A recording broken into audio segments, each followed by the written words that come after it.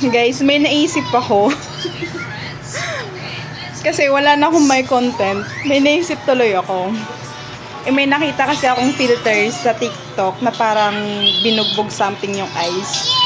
So, naisip ko, ipa-prank ko yung mga ilan sa mga kaibigan ko. Kunwari, nadulas ako sa CR tapos yung eyes ko tumama sa faucet.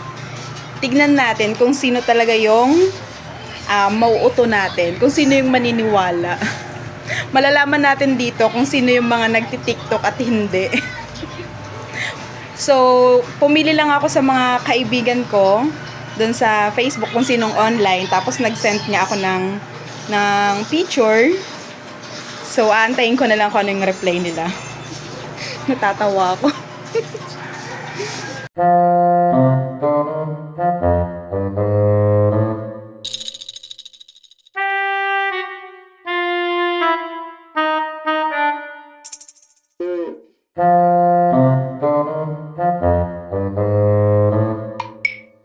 So, yun po yung mga kaibigan ko na na-message ko nga at yun po yung mga reply nila.